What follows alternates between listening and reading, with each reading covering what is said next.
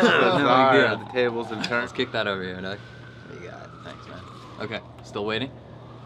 Chaos and order is something that's always intrigued us, and I think duality is something we focus on a lot in our work. And we were really stagnant in the space, and with our work at the time when this show, we were looking for a new idea for a show and what to create, and so we were like, all right, let's dive into chaos. Yeah, because order is something that human beings search for. I mean, it's like their very essence of being. That's all they want. Let me get order and comfort. But chaos is actually the catalyst for any sort of inspiration for growth, and so we knew at some point the most necessary thing to do is just destroy the work.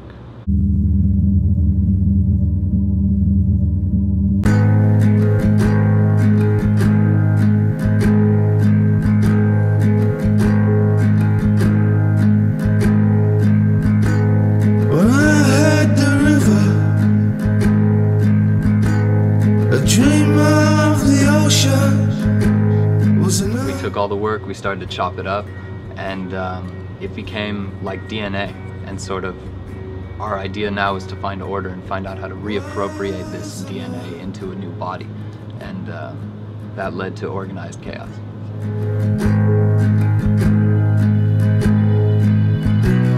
When I had the city,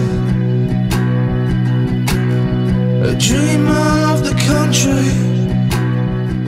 As we started organizing the work, I think it was still a little too chaotic, and we were looking for, you know, key ingredients that could create like an aesthetic that was a little more focused within the chaos, you know? We needed a muse. We needed a something to inspire us. I mean, let's be serious. That's what we are. We're artists. And so amongst the imagery and research we were doing, we had the idea of the block sort of forming a puzzle, on one side creating a bee and the other creating a flower.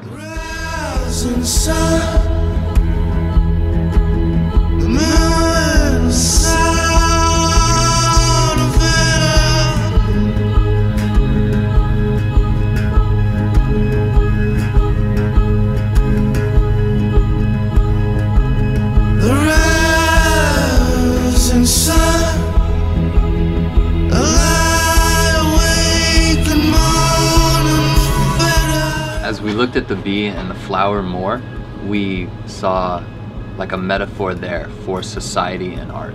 You know, neither one can exist without the other. And so we sort of went further into that, and the bee became like a muse for the work. Yeah, that's what inspired us to create an interactive show, an experience to where the human could play the role of the bee and essentially pollinate the work as it does the flower to create this evolution. I wanna dream of love that I've forgotten.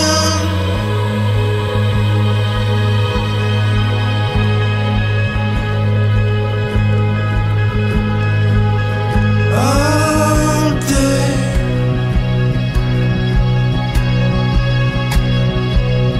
all day in a cloud.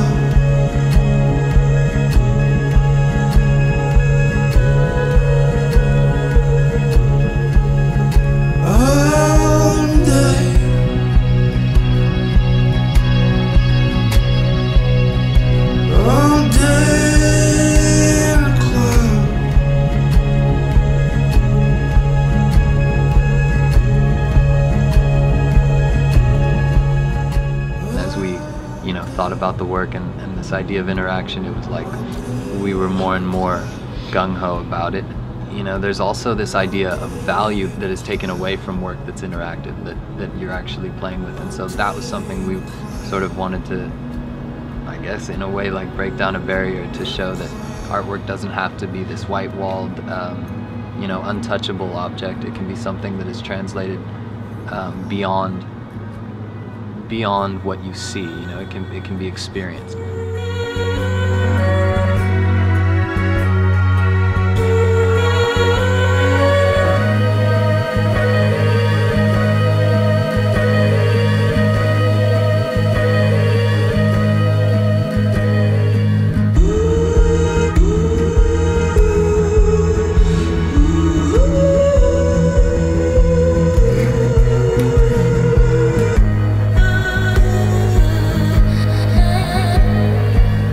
this show is like clean, sleek, design look with some dirty elements. You know, with the shit that we used to love so much, like the ingredients of, you know, the street sort of mural work and pasting, even a little bit of pasting aesthetic.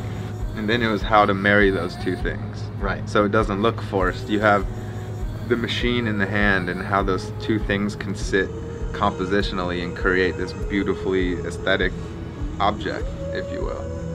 Knowing that there's depth behind each piece and each work, but at the very least you can stop and appreciate it for what it is and call it what you want, really.